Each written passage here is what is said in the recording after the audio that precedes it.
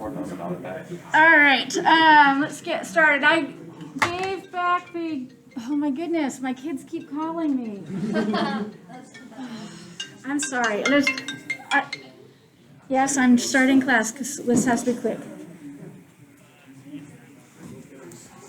Okay, yeah, I already canceled her violin lesson because I thought she had volleyball, and so don't worry about it. All right, thanks. Bye. Okay, is it that who just walked in? You are Samuel. Okay.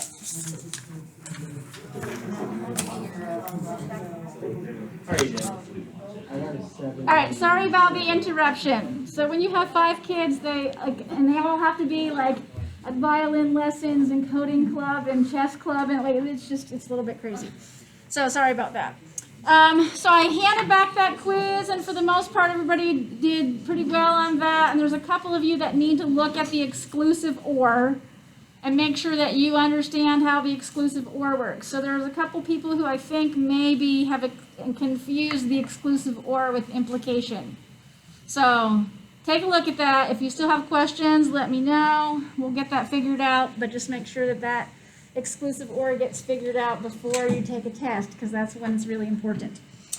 Okay, so we will be finishing up our discussion on logic today.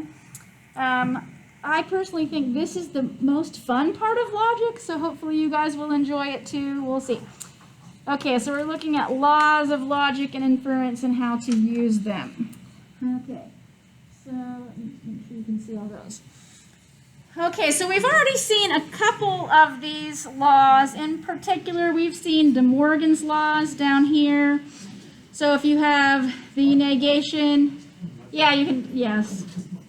So if you have the negation of a conjunction, okay, the negation sort of gets distributed to the 2 individual propositions, and the disjunction turns into conjunction, and over here, similarly, the conjunction turns into disjunction. Okay, so we've seen that one. We've seen this conditional identity here. We also call this the implication law. There's not always consistent names for these things. So the other book calls it the implication law. I think Zybooks calls it conditional identity. But we've already seen both of these ones. So the biconditional is just the conjunction of an implication and its converse. And we saw this law here. That in implication is the same thing as the negation of the hypothesis ORed with the conclusion. We've seen the associative and the commutative and the distributive laws, and so there's just a few other in here that are helpful laws as well. So let's just go through those. So the identity law. So if you think about the identities that you've seen before, like the identity property of multiplication, like that would be if you take a number and multiply it by 1, you get the number back, right? So any identity law is what operation has to be done on some kind of variable so that it gets its identity back, right? So I take P, I do some operation to it, and I still have P in the end. That's what an identity operator is. So when we're doing a disjunction, okay, if you OR a variable with false, the result of that will always depend on what the value of the variable is. So imagine if P was true or false is true. These 2 things have to match. If P was false, false or false is false. So regardless of the value of P, the answer is always going to match P. Okay, because this false can't, it's the other, if one of them is false, then it's all on the other variable. That's going to be the one that determines the final outcome of an OR. Over here with AND, okay, if I start with P, what do I have to AND something with to get P back? Well, that would be true. So once you see this is true, well, it's all up to the other variable to decide what the value of the conjunction is, right? So if this was true, true and true is true, they would match. If this were false, false and true is false, they would match. This is the one that determines the result. Okay, so that is the identity law. The domination law.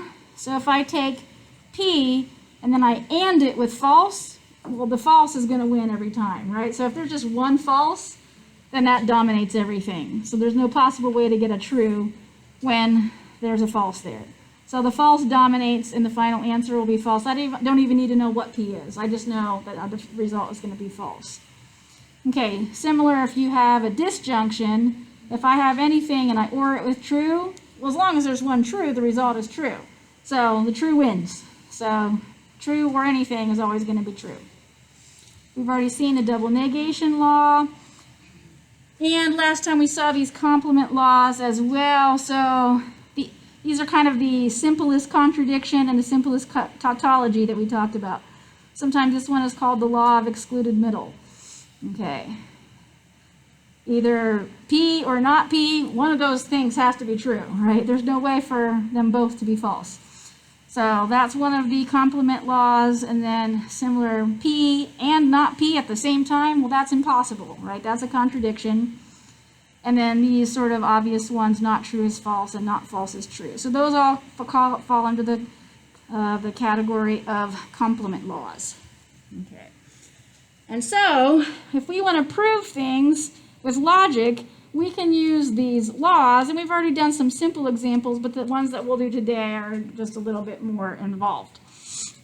Okay, so we will keep this handy for ourselves and try to look at this at the same time. So let's say we have this one over here. So here's a little proof that's written out. So I'm trying to prove in this one that P implies Q and Q or P is logically equivalent to what I have down here at the end. So this thing right here is a proof for P implies Q and Q or P is logically equivalent to Q.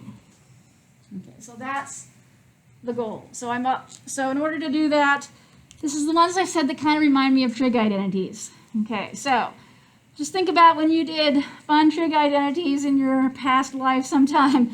You just take the thing on the left and you just keep replacing with different identities that you know until you transform the left side into the right side. Same kind of idea of what we want to do here. Okay.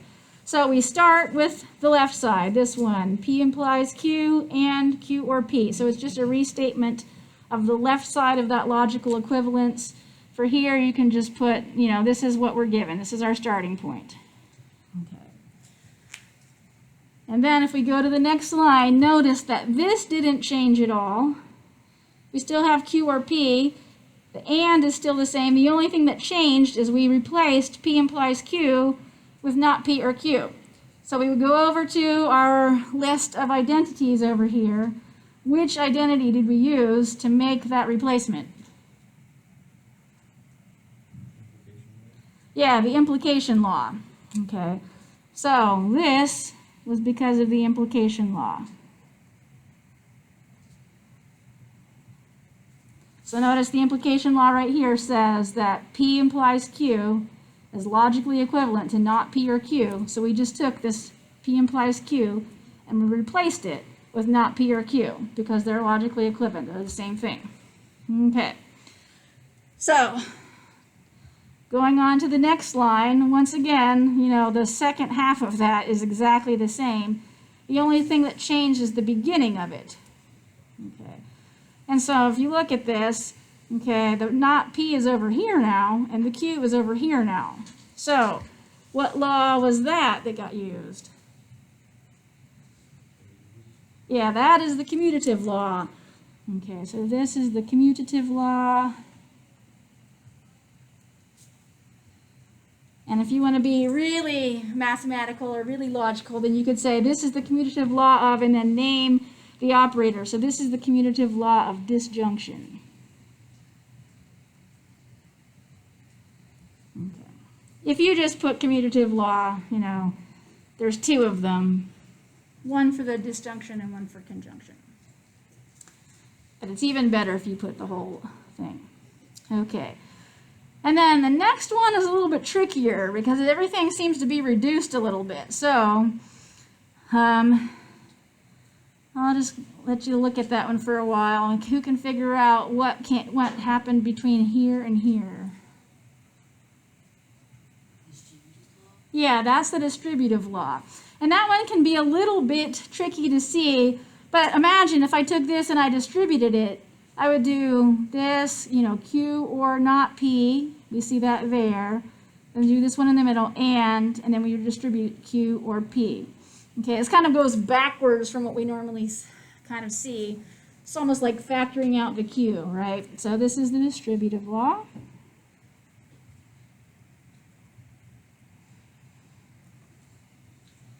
Kind of used backwards. Okay. And the next one, we've already seen that one, so it's, well, something similar to it at least. Say that one again.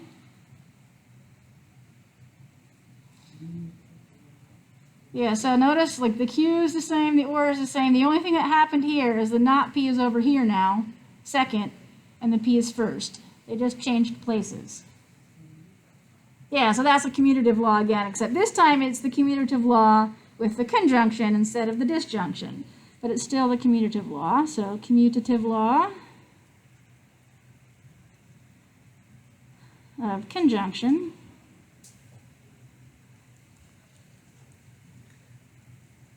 Okay, and then we replaced this P and not P with false. What's that one? Yep. That, well, it's not domination. Okay, there is, that one is coming up. Okay, but this one starts with a P and not P. So if you look at domination, none of these have P and not P in them. So, good try. It looks very similar. What was it? Yeah, that was the complement. So notice the difference between domination and complement. They look kind of similar because you can get a false or true at the end. But the complement law, here it is. Here's the P and not P is false. So that's the one that we use. The P and not P is false. This is actually one of the complement laws.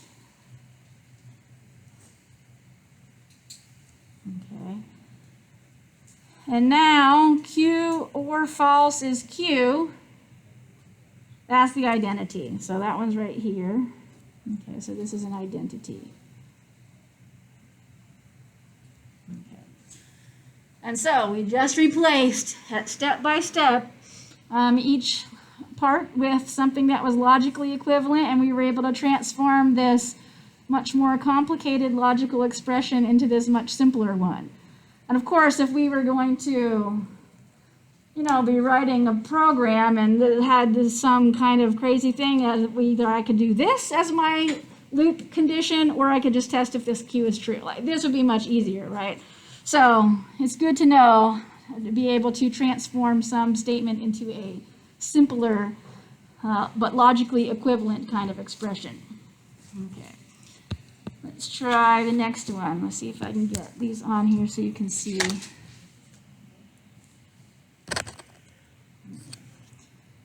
Yeah, I think you can still see everything. All right. So, once again, this is a proof for, this is the not P or Q implies P and Q is logically equivalent to just plain old P. Much easier. So we're starting with the left side. That's what we're given. Okay. And so, what was the first law that was applied there?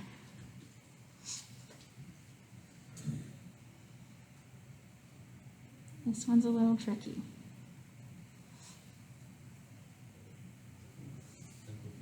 Yeah, implication law. And a good way to look at that is you see there's an implication here, and there's no implication in the next one, right? So the only thing that gets rid of implication is that implication law. So let's look at the implication law. So if you have hypothesis implies conclusion, that's equivalent to not the hypothesis or conclusion. So here's the hypothesis. So notice we knotted the hypothesis and then or the conclusion. So it has that same, right, not hypothesis or conclusion. So this is the implication law.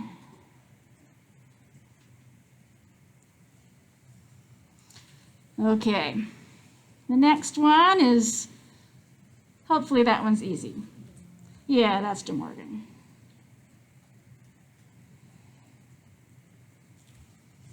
Okay, so the not gets distributed and we turn the disjunction into a conjunction. Hopefully the next one is also easy. Yeah, double negation. So notice the double negation here disappeared.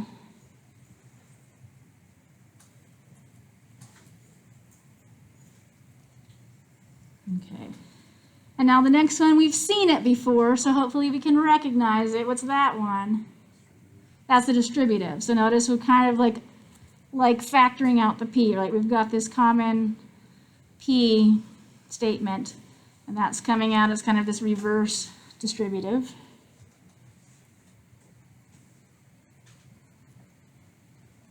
Okay.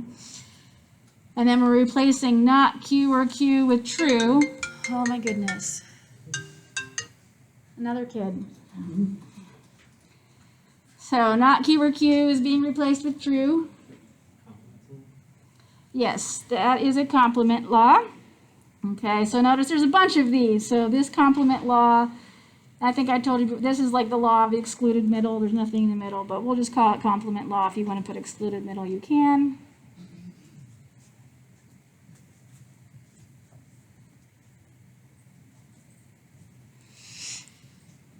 Okay, and then the last one, P and true is P.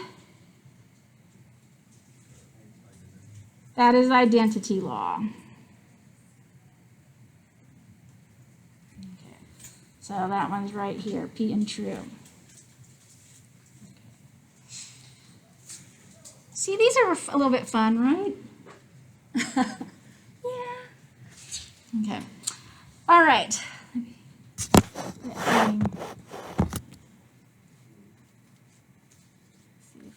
Yeah, I think you can get them all on there. All right.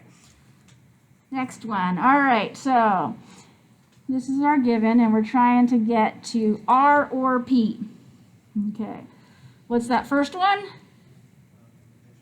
Yeah, it's implication. Again, a good indicator. I had implication here, and it went away down here. So that's a pretty good indicator that I use this law to take implication away and rewrite it as a disjunction. Okay, so this is the implication law.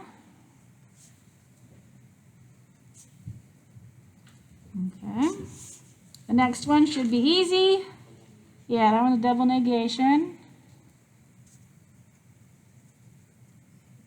So I just took the double negation here away, left that as plain old R. The next one, associative. Yeah, so notice all the operators R or P. The only thing that changed was where the parentheses were. So this is the associative law. And if you want to be really specific, this is the associative law of disjunction.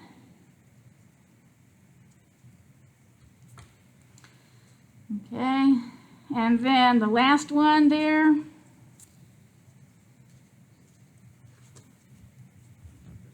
Yeah, the idempotent law.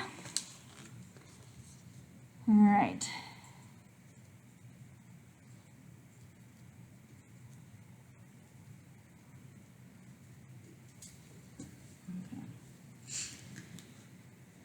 Okay, so it's one thing to be able to look at somebody else's proof and see what laws they use, and it's a different thing altogether to be able to write your own, right? So that's what we need to practice doing next, is coming up with all of these steps ourselves. Okay, so we need to do a few of those.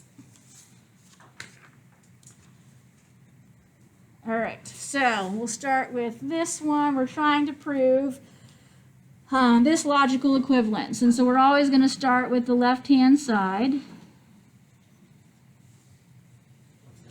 Yep. Yes? On quizzes and tests, I will give you a table with all these in there. Yeah. Yeah, you know how to use, you need to know how to use it, but yeah, knowing all the, yeah. It's fantastic. After you use them enough, like you kind of know, but I care that you can use them, not that you remember every single name. Okay, so this is going to be given. Okay. So our goal is to get this down to be just plain old P. Like, what does your gut tell you should do first? Yeah, implication law. Get rid of the implication. You guys have good guts. Okay, so we're going to take that implication law, and notice the implication law says we're going to negate the hypothesis. Our hypothesis is not P, so we're going to negate that, so not P, and then OR it with the conclusion. So that's how we'll replace it using the implication law. Okay. And once you're here, probably everybody knows what to do next, right? Double negation. Double negation. You got it. Okay, so we're going to get rid of that not P and just simplify that to P. Okay. And then next. So what was that one? I hadn't thought of that, but let's see. So if we did, well, it has to be, to use the absorption, yeah. Let's see. Does it match P and, yeah, perfect. Okay, so P and P or Q, it's right there, yep. So let's use the absorption law. That's when I sometimes forget about it, and I sometimes end up proving it again, and I should have remembered it. So, yep, absorption law is right there. And so this is, it's exactly as that. So this one is plain old P. Okay, perfect. All right, this next one, start with not P or not P and Q. Okay. Let's see, what do you think we should do with that one? Yeah, probably distribute. That'd be a good thing. So, and what do we call it? But we don't call it distributive. I mean, I know what you're saying, but it's really not called distributive law. What's the law called? De Morgan. Yeah, so we want to use De Morgan's law. So we take that not and so, okay, turn this one over and put a not in front of the second one.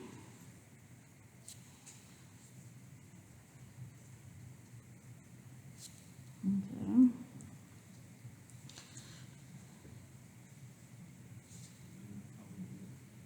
And then what? Do we shoot De Morgan's again? We could do De Morgan again. Okay, so take it through here and we'll have not P or not Q.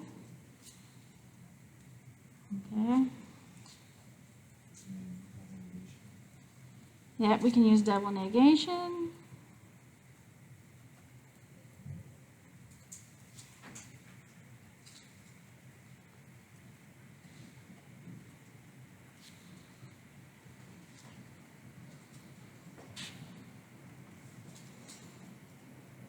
Then what do you think we should do?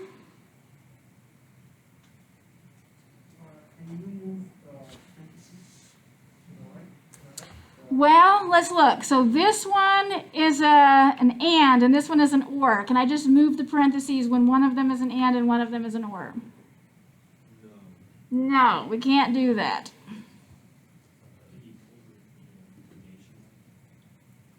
Sorry, say that one again. Then we'll just sort of undo. I mean, yeah, I guess we could. So like reverse De Morgan. Yeah, that's a good idea. Okay, there's lots of different ways to do these. That's a good idea. So not P and so we're going to use kind of De Morgan's law, and so take a negative out. So this would be like, it's going to turn back into this though, isn't it? If we do that, let's not do that. We're going to go backwards. We're just going to end up with this, and we're going to be going in circles.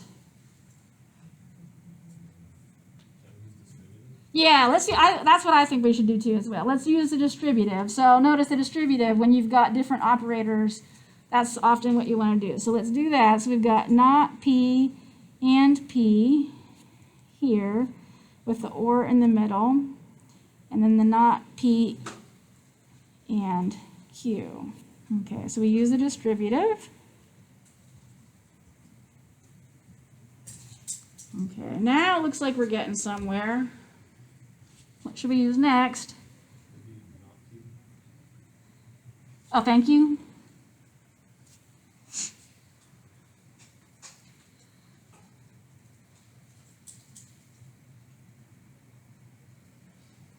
It's like, you know, we're almost there. This not P and not Q is exactly what we want. We just have this extra thing hanging around. So let's look at that. What can we do with this not P and P?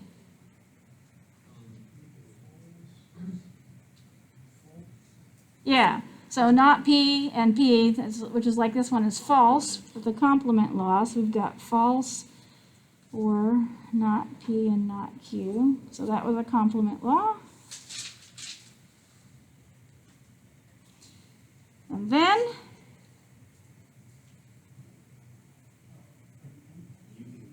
yeah, the identity. So if I take anything and I OR it with false, I get back the original thing. So this turns into just plain old not P and not Q with the identity law.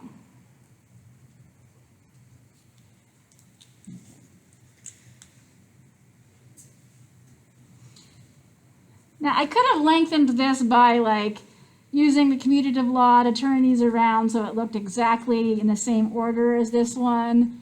I tend to like skip those commutative steps so that to shorten the proof. I think when the Zybooks thing where you have to go through and do them, it kind of likes you to have them in the same order. So just be aware of that.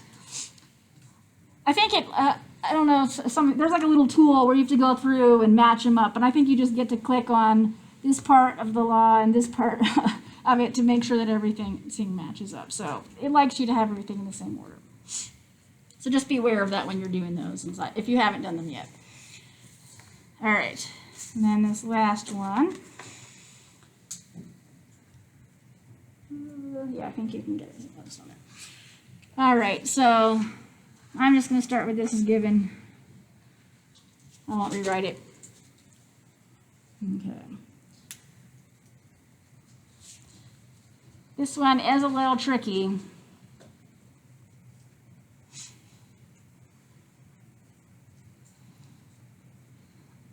I'll give you the first step that I would do and see if you can see it from there. I would just simply add some parentheses on this one, I think.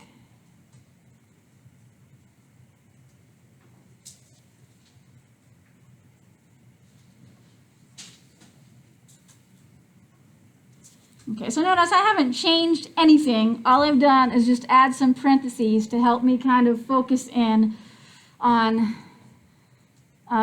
this little group here. Okay, so that's an option. Or even better than that, I think, because now that I'm looking at what I really want is P and not R, and I don't have P and not R, but I do see that there's a P here and a not R, and a P here and a not R. So let's nix this. Okay, let's actually rewrite and regroup. That's what I would like even better. So I'm going to put the P and the not R together in a group here. And I'm going to just swap the order here and put P and not R in a group together there. I actually did two laws in one step. What two laws did I use there? Commutative and the adding the parentheses part is what? Yeah, so this would be the commutative and associative. So the commutative changed the orders, swapped the R, the not R in the Q, and swapped the not R in the Q there. And the associative is adding the parentheses as well. Okay. So can anyone see why I thought that was a good idea? Yeah, so notice now we have like this common term here, right? That I can kind of factor out. So I have this common term of P and not R. Okay. And I can AND that with Q and not Q. Sorry, or not Q. Oh, I have those mixed up, don't I? No, I got it. Okay. So notice here, so if I take this first term, okay, then I would AND it with Q. That would give me this one. And then I would put the OR in the middle. And then I would do this ANDed with the second one. And that would give me this. Okay, so this was the distributive.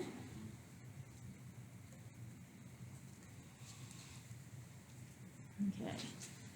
And this is cool because we have this just almost like we want it. Now we just got to get rid of this guy. So what's this Q or not Q?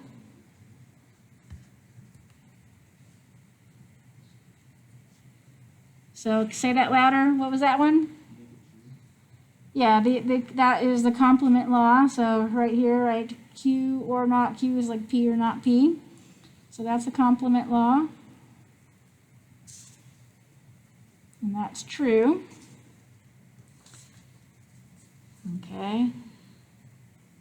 And then we're hoping for this. So what we'd like to do is replace this with just plain old P and not R. And what law allows us to do that?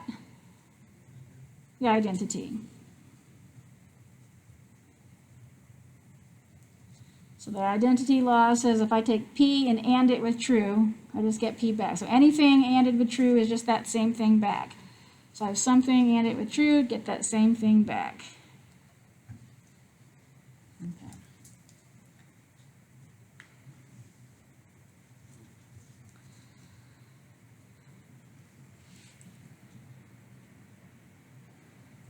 So, I mean, you could go through and you could make a truth table with 8 rows and a bunch of columns to try to prove this identity. Or you get a 4-step proof with the laws. Like, I don't know, how many of you choose the truth table over this? Oh, you like the truth table better. Okay, so, yeah, I mean, to each his own. Some people like the truth table better. To me, the truth table often seems, I don't know, there's so much room for error. There's so much detail. You get one little true or false wrong, everything goes crazy. But here you have to have kind of that intuition of what rule to apply. So, but if you do enough of them, and they're sort of, you know, you see kind of the same patterns happening and the same kinds of things. So, I don't know. Maybe I'll convince you. I like these. But if you like the truth tables, that's all right. The truth tables always work as well. But I will make you do both. So, all right. The next thing we're looking at is logical reasoning, okay? And this discussion will sort of bleed over into our next, a couple of chapters later when we start talking about proofs. So when we're talking about proofs, these are all logical arguments. And they all have to follow these kind of logical patterns that we'll see here. And so this is just to kind of prepare us for thinking about proofs in the future. So, the language of logic allows us to establish a method for determining whether a logical argument is valid or not.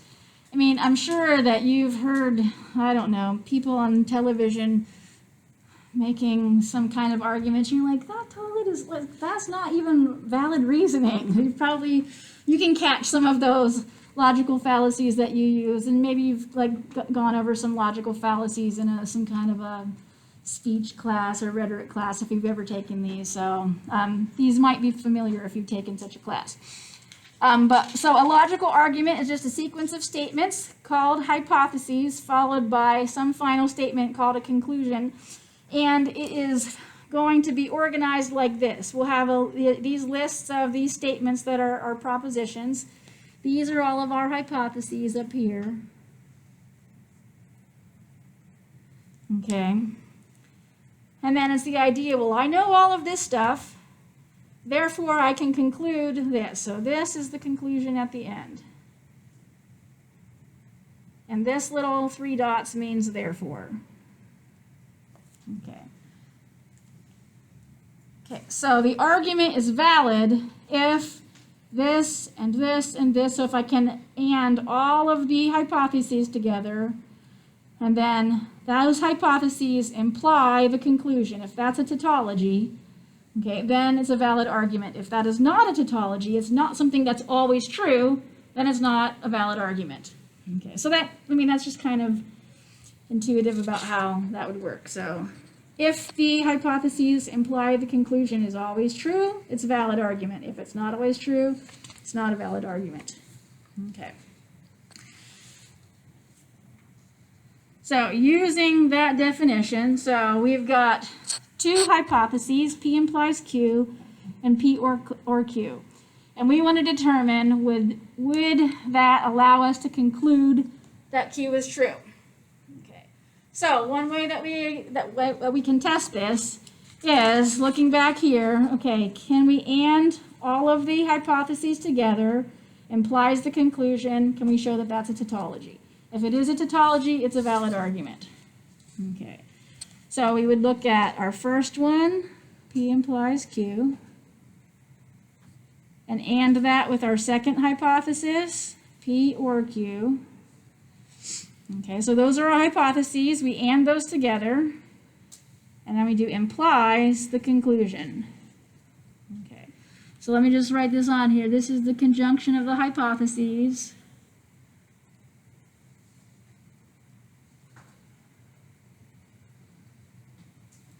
Okay, implies conclusion.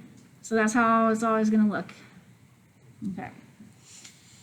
And then we want to see if that thing is a tautology. And so all you people who love the truth tables, we get a chance to do those today too. Okay, so fortunately we only have two variables, so we're only going to have 4 lines here. So let's, our P's are going to be true, true, false, false.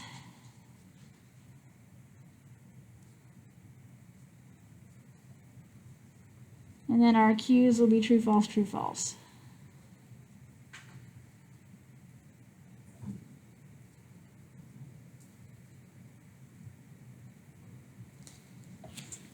Okay, so we'll start inside parentheses. All right, so we'll go over here with the implication. True implies true is true. True implies false. False. False implies true. True. False implies false. True. Okay, so that takes care of the implication. Come over here to the or. True or true is true. True or false? True. False or true? True. The only time it's false is when both of them are false. Okay, so false or false. All right, and so we have these two to look at. Let me just point to them. And those are the things that we're going to be ANDing together. That AND has to come before the implication. It's got higher precedence. Okay, so we have true and true is true. False and true is false. True and true is true. True and false is false. All right, and so now we want to look at what's under here. So this is the final truth value of that left side before the implication. And we need to do that implies the conclusion over here. So true implies true is true. False implies false, true. True implies true, true. False implies false, true. So here we see this is a tautology. So it's a valid argument. Okay, so it's always true. Okay, so rather than going through all of this as well, the other thing that you can do is just look at where the hypotheses are true. Okay, so in particular, here where the hypothesis is true, and here the other hypothesis is true. Here, both of the hypotheses aren't true. Here they are both true. Okay, here they're not both true. Okay, so the way the arguments work is we say, well, these are the things that I know to be true. Okay, so when you make an argument, you're already establishing that both these are true. So I really only need to look at the places where both of these are true and just guarantee that when both of these are true, the conclusion is also true. So over here, okay, in those same rows, okay, so when both of the hypotheses are true,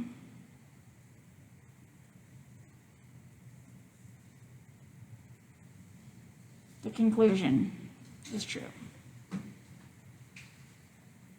So it's valid. So that's another way to test it. Okay. So if both, so of course, if I ever had both hypotheses are true, but the conclusion was false, well, we would know that true implies false is false. That it wouldn't be a valid argument. But if they're both true, then I'm going to have a true and true implies true. Okay. If they're not both true, false is any right.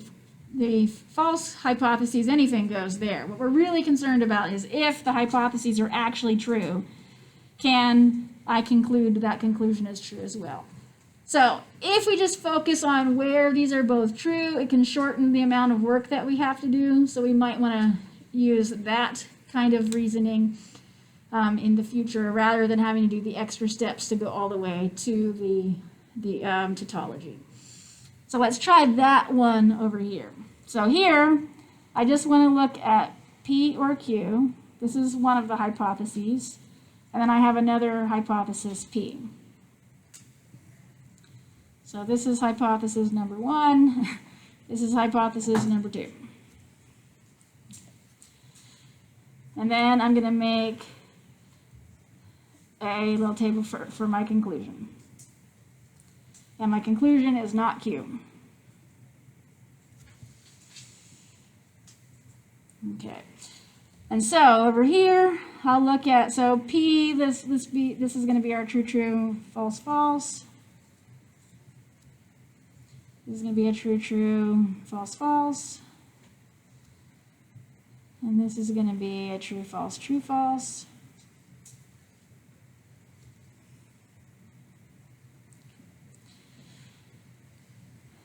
And then I'm going to go ahead and OR these together. So true or true is true. True or false is true, sorry. False or true is true. False or false is false. And really, I only need to worry about where both the hypotheses are true. So here and here. Okay. I can ignore the rest of the table. Okay. Then, over here, the conclusion, not Q. Well, if here's Q, not Q would be false, and not Q would be true here. And I can forget the rest of it, because the rest of it, I don't have two true hypotheses, so the rest of it isn't important. So, I look here, okay, do I always get a true conclusion when both of my hypotheses are true? No, I don't. So, this one right here, so not a valid argument.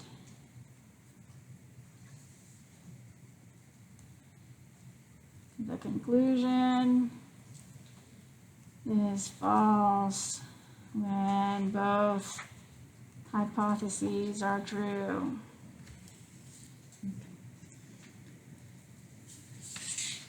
And so we didn't have to go through the whole job of trying to see if we had a tautology or not. We know it's not going to be a tautology because we're going to get a true implies false here. Okay. Okay.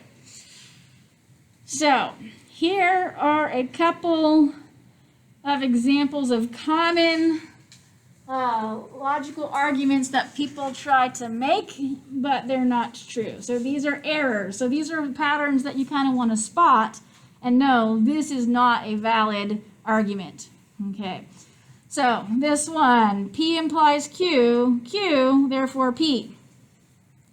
So once again, let's go ahead and check. So let's look at our two hypotheses. Let's look at P implies Q. Let's look at Q and P.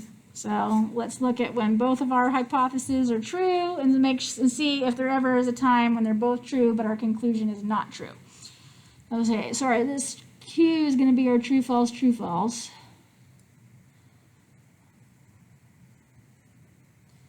And our P is going to be the true, true, false, false. And then we've got our typical implications. So true, false, true, true. Okay. So the only place where both of them are true is here on the first row, they're both true. And down here in the third row, they're both true. So those are the only really ones that I have to look at. So This would be true, who cares? False, who cares? It was true, true, false, false, but I'm only going to put those ones in. Okay, so notice here, okay, we've got a false conclusion with true hypotheses, so this is an invalid argument. Because we're not always going to get a true conclusion when our hypotheses are true. Okay, and this is called the error of the converse.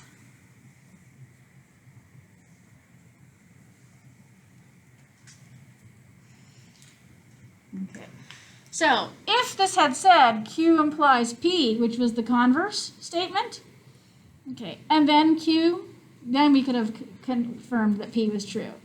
So this is trying to treat this implication as if it was the same as the converse. But we know that a statement is not logically equivalent to its converse. An implication is logically equivalent to which? So there's is converse, inverse, contrapositive. An implication is equivalent to which one of those? The contrapositive. Okay.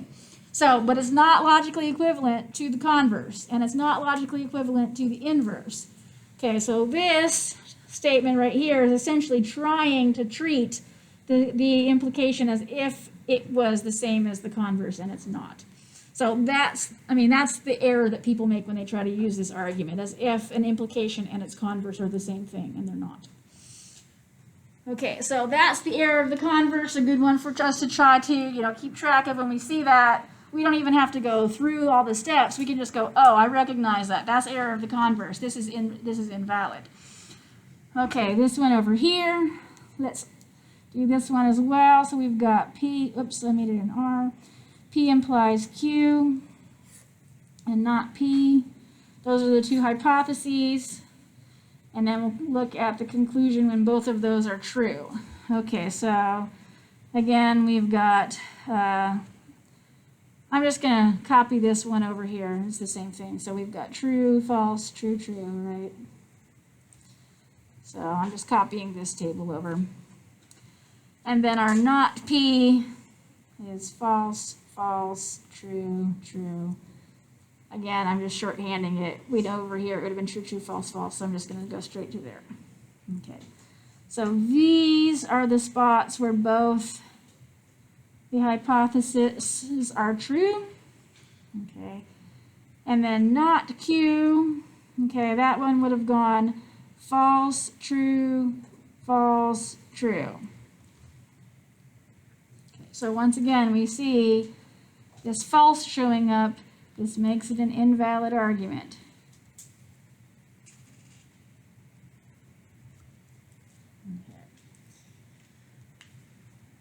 So this one is called the error of the inverse.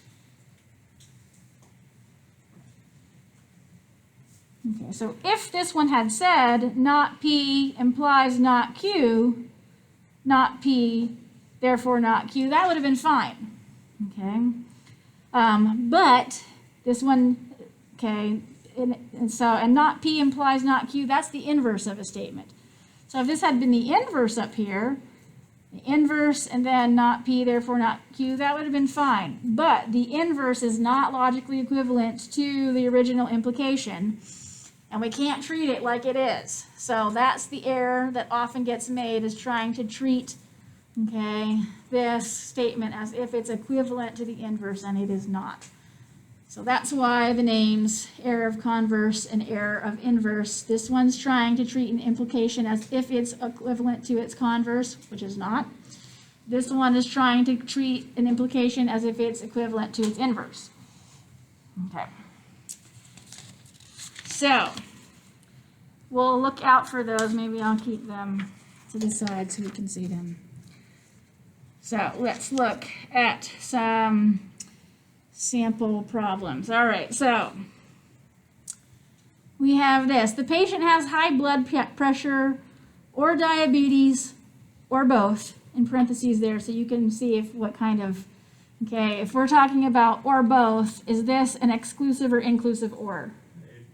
Is an inclusive or. So when we write this in logic, we would want to write this with an inclusive or. So let's just write that here, inclusive or. Okay.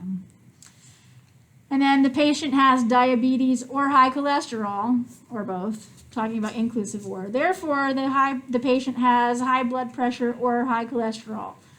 All right, so lots of words there. If we want to try to figure out if this is a valid argument, it's good for us to try to condense this, pick variables for each of our statements so that we can formalize this a little bit easier and not have to worry about all the words. So one of the things, the patient having high blood pressure, that idea of has high blood pressure. Okay. Let's do H for high blood pressure. Okay, diabetes. So the state of having diabetes, we'll call that D. Okay. Down here we have diabetes again. And this one is high cholesterol. This is C. Maybe I should have, since this is high and high, maybe I'll call this B for blood pressure instead. Just change that into B. So blood pressure, cholesterol, diabetes. Maybe that will differentiate them better. Okay. And then down here, we've got our blood pressure, that's B, and our cholesterol, that's C. Okay. So if we had to translate this into a logic statement, this would be B or D as our first hypothesis. Our second hypothesis would be D or C.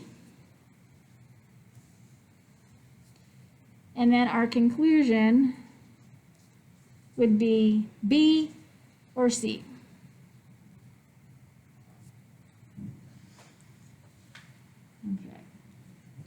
Now, it is unfortunate that we have 3 variables because this means how many rows are we going to have in our truth table? 8. Okay. But we'll make sure that we don't do the whole tautology thing. We're just going to look at these 2, look at where they're true, only concentrate on where these 2 are true, and then look at the spot for the conclusion and see if it's true as well. And that should cut down the amount of work that we have to do. Okay, so we've got B or D. I don't even know if I can fit 8 on here. I'm going to try. Okay, and we've got D or C. Okay, so I got to get 4 up there.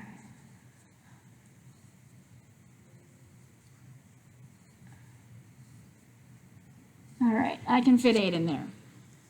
Okay. All right, we'll just go. We'll go B. Should that be our true, false, true, false? Sure. We'll do true, false on that one. Okay. D, let's make that one the true, true, false, false, true, true, false, false. It doesn't really matter as long as we... Okay, and D is over here again. I'm just going to repeat the true, true, false, false.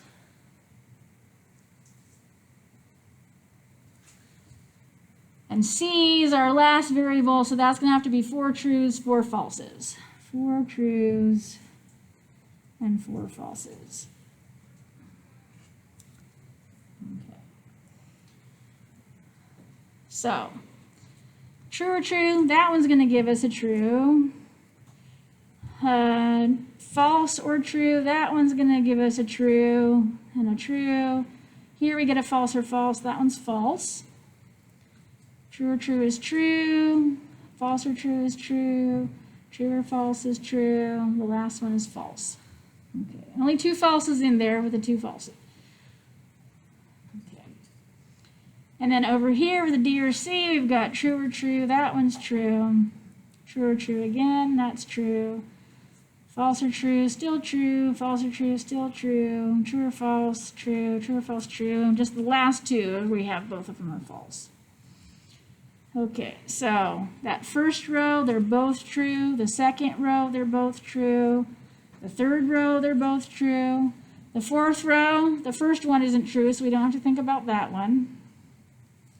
The fifth row, they're both true. The sixth row, they're both true.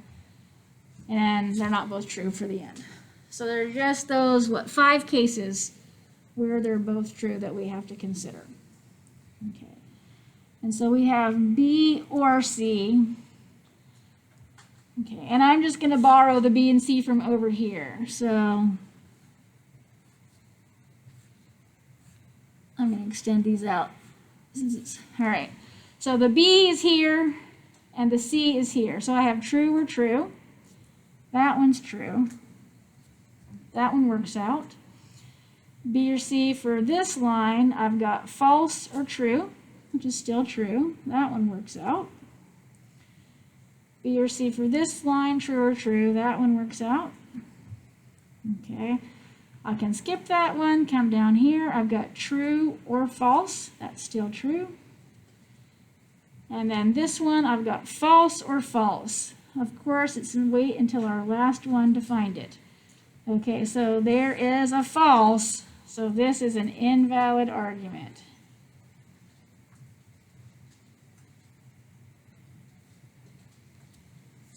There is one case, okay, where B, okay, there's not high blood pressure, and C, there's not high cholesterol that would give us, okay, a contradiction to this argument.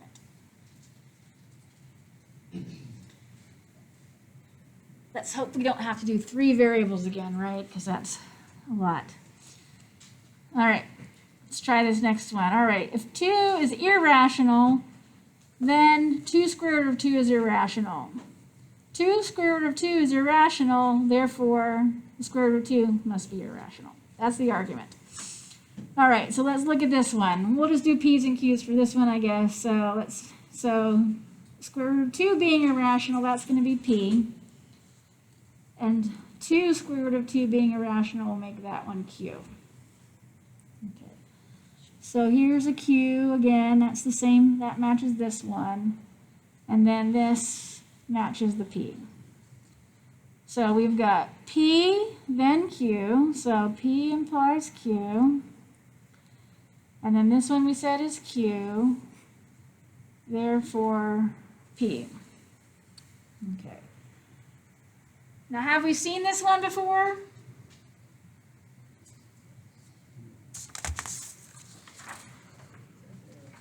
Yeah, it's one of these. Which one of these is it? Yeah, right here. So P implies Q, Q therefore P. It has that same thing, right? It's that same exact layout. So we already know that this one is bad. So if we can recognize that this is the error of the converse.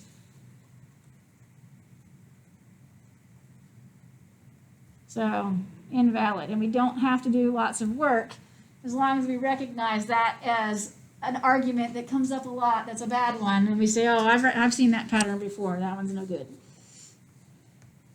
Okay. All right, let's try this next one. He studied for the test, or he failed the test, or both. So this is an inclusive or again. He passed the test, therefore he studied for the test. Okay, is this a valid argument? Okay, so let's say he studied, let's call that S, I guess. We'll do that one S, okay. Failed the test, we'll call that one F. Okay, passed the test. So do we want to choose a new variable, or is that related to one of the variables we already have?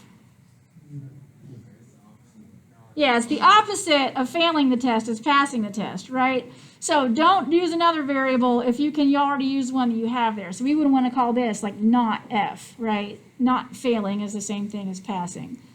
Okay, and so then he studied, and so that is going to be our S again. So if we translated this into logic, we have he studied, and then an or he failed, so S or F. He passed, that is the not F, therefore S. Okay. And we didn't do this one yet, did we? If we did, we could say, hey.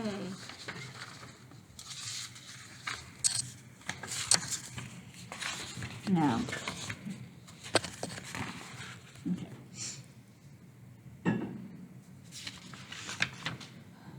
All right, so let's look at our variables. So we have S or F is our hypothesis. Not F is our other hypothesis. Just look for where those are both true. So we'll do S is our true, false, and F, it'll be our true, false. And then not F, then would be false, true.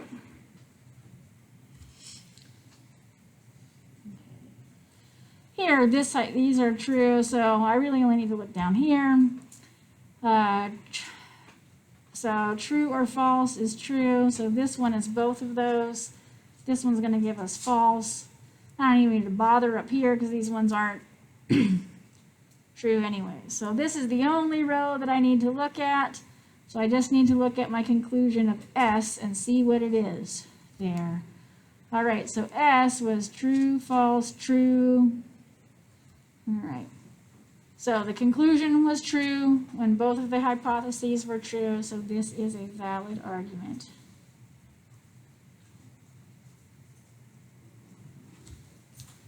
Oh, we can't see the Oh, sorry.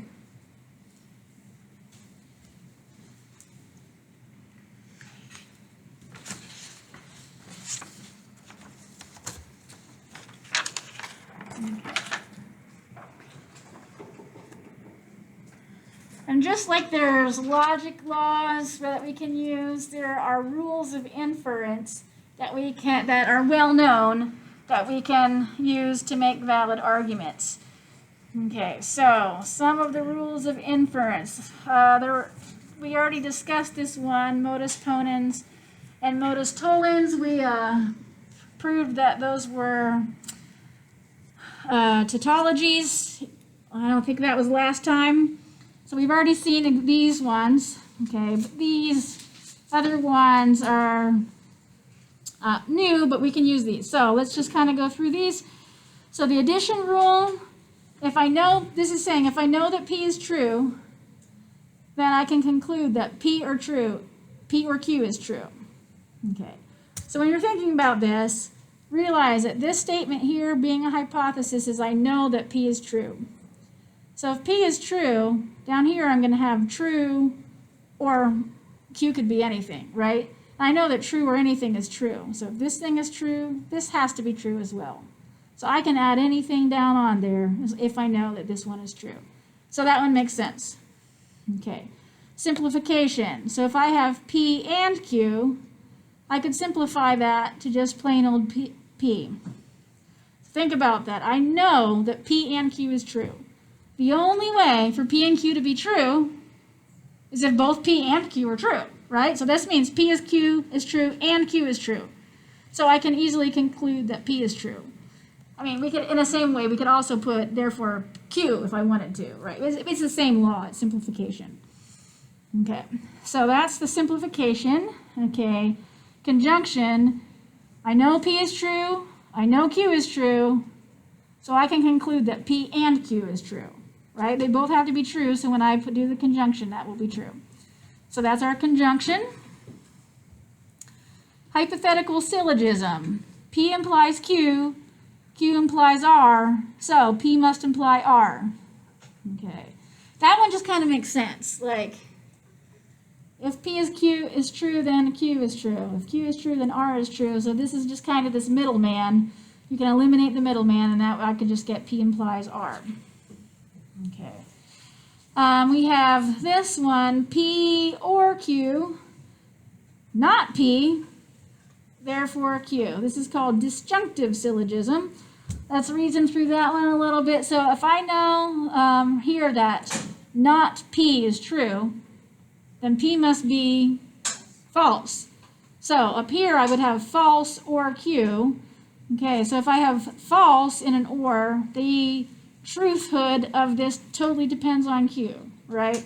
And so that's just equivalent to Q. Okay, so that's how that one kind of works. This one is not quite as intuitive. I thought we'll just go ahead and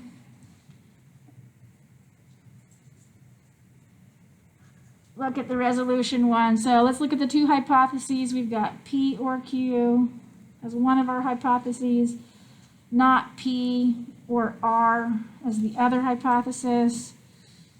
Okay, and yes, we've got to do 8 rows. All right, let's try to split them up.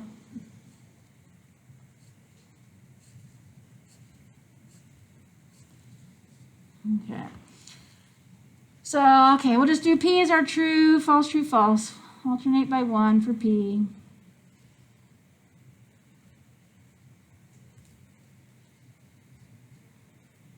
Okay. And then our not P then is going to be false, true, false, true.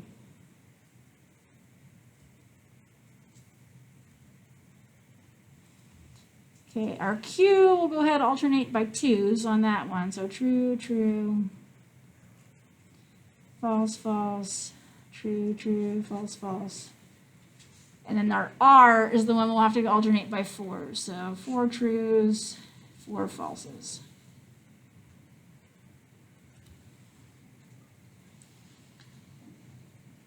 Okay, so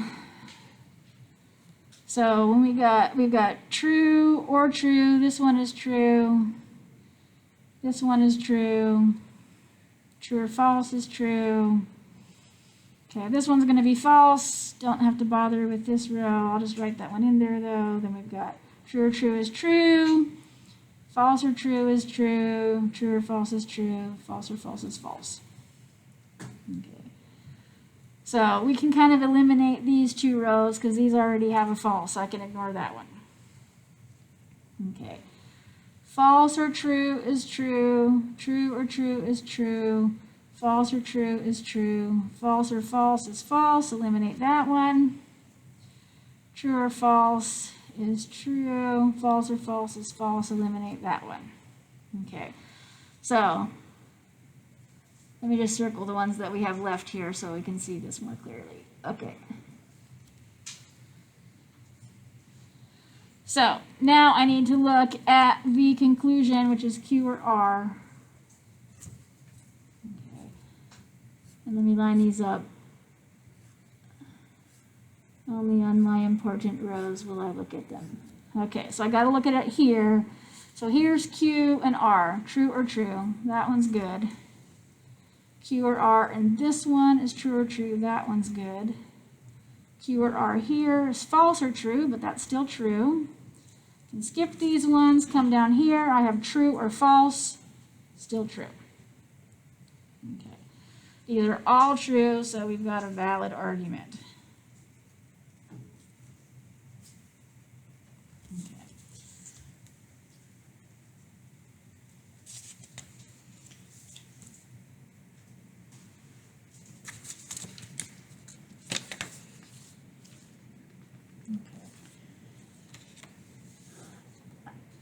I think I'm going to skip this one because we're almost out of time, and these ones are more interesting and more difficult. We can maybe I can come back to these ones next time, but I don't want to skip these ones since we're almost out of time because it'll probably take the rest of the time to do these ones. All right, so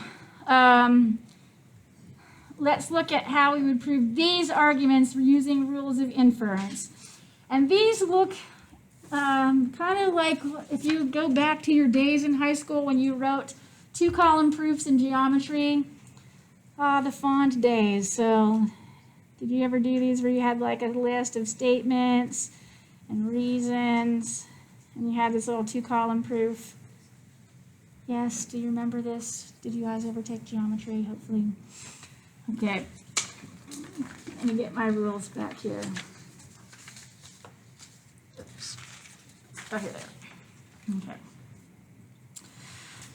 All right, so what we're going to start with is we are always going to list for our statements, we're going to list our hypotheses first. So here, P implies Q, and the reason this is a hypothesis,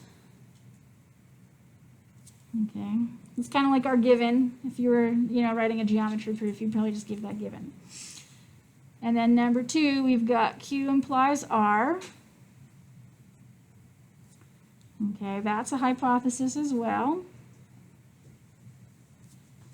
And then we have a third hypothesis, not R.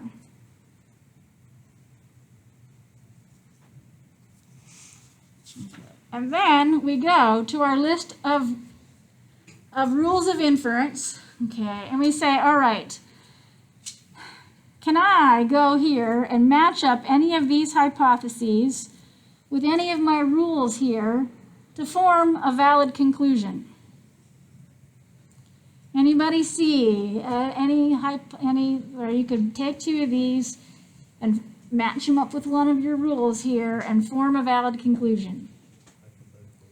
Yeah, hypothetical syllogism. So this is like if P, then Q, if Q, then R. So from that, we can kind of eliminate this one in the middle and get P implies R. We have that thing here. If P implies Q, we have Q implies R.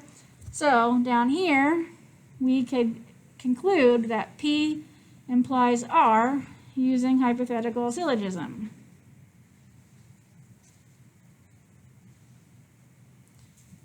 And then, okay, we knew that we could apply that because we had from statements 1 and 2. You should list there, okay, the two hypotheses that you used on the hypothetical syllogism, right? So the two hypotheses that were used in hypothetical syllogism were found in statements 1 and 2. Okay. And so now, can you use any of the things in this list? Okay. We have this not R. We want to get that one in the game probably. So you kind of look, okay, are there any of these that have like a not R in it somewhere? Yeah, modus tollens, right? So we have a not R and we have a P implies R. So we can use modus tollens. Okay, with 3 and 4. And that will allow us to conclude, so notice it allows us to conclude not P, so not the conclusion. So here it would be not the hypothesis. Okay. And that's exactly what we were hoping to get, right? So once you reach a place where you can conclude the thing that you want, your proof is complete. Okay. So let's try another one of these. Okay, so we need our statements, we need our reasons, or you can just, okay.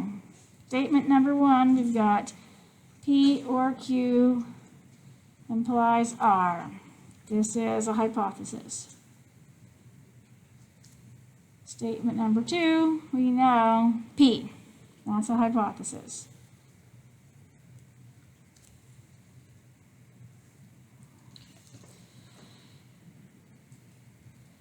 And we're going to see if we can eventually get down to R.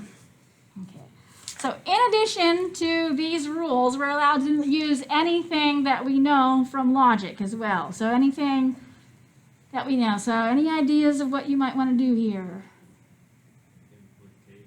Yeah, so we might want to try an implication. Okay, so because right now this isn't written exactly like any of these laws. So we might want to try doing an implication. So we could try rewriting this as not the hypothesis, okay, or the conclusion. So this is our implication law.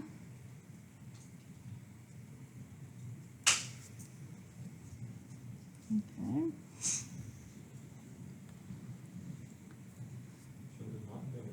Oh, thank you.